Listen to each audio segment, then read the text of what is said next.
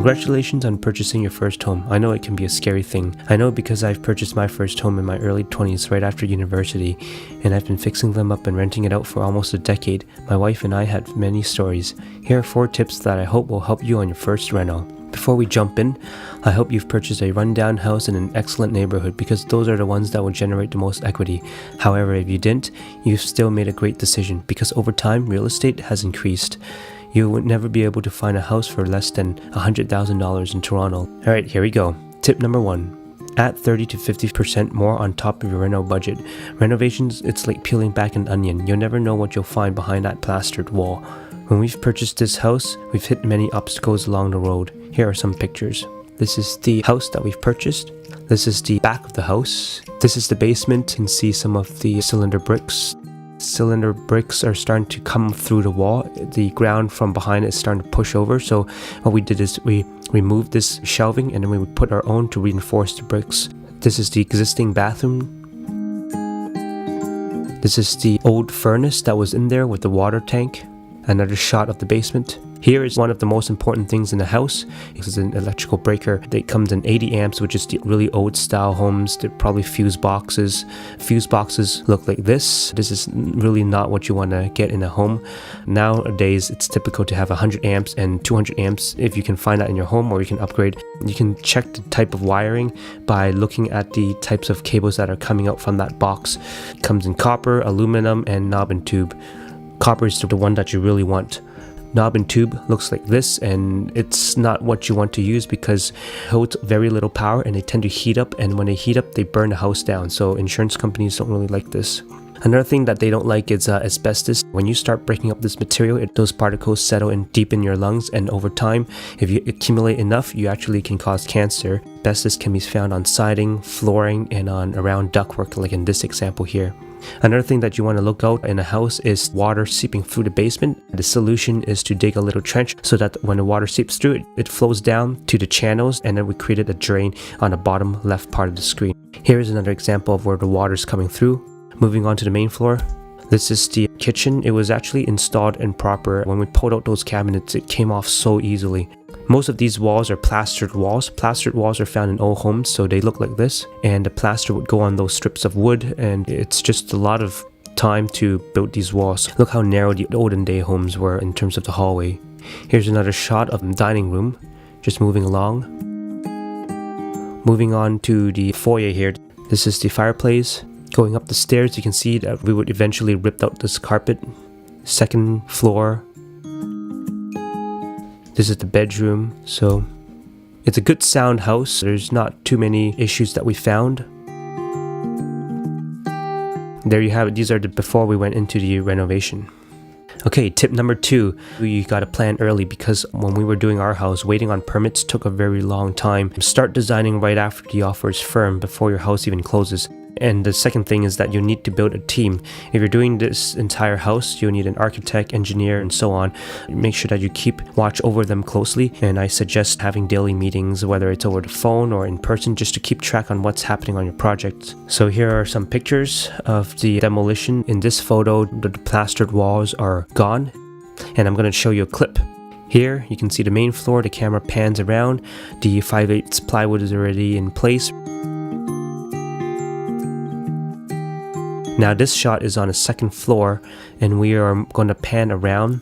On the second floor, the walls have already been removed, and when the camera tilts up, you can see that the ceiling's also gone. Right now it's just brick and wood. There's no plumbing, no electrical, everything's been ripped out. I heard from the contractor we spent 10 garbage bins to get through all of that. In this picture, it's just me reinforcing the joists. The joists are sandwiched in between 2x8. They're glued and nailed so that it can hold more weight. This is the framed in new 2-stage furnace system with an on-demand water heater.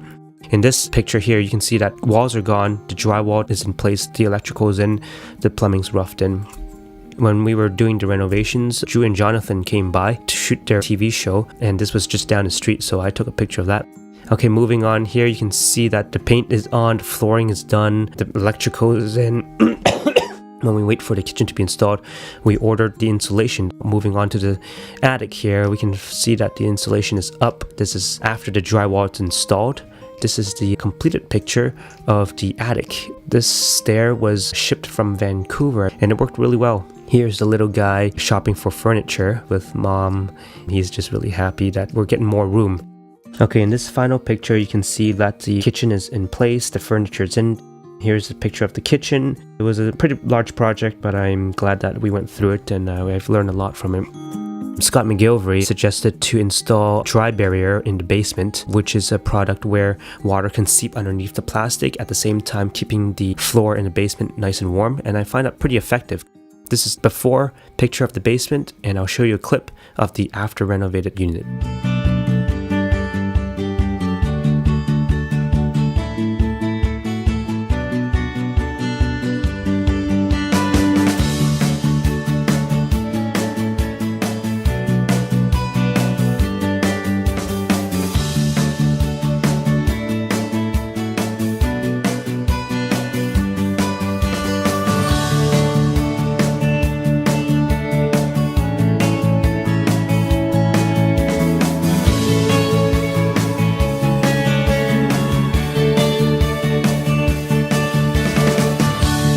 Okay, tip number 3 is gotta know where to spend. So kitchens, adding bathrooms, bedrooms, as well as a garage or a shed are areas in which you want to concentrate spending your money on, because that's where it would increase the most value on your home. At the end of the renovation process, this project here I built on my own with the help of my family members. That we are building a shed, so the first thing to do is to scrape down, and I removed all the soil in the top, and I ordered some 1/4-inch gravel to put at the bottom. And guess who's driving?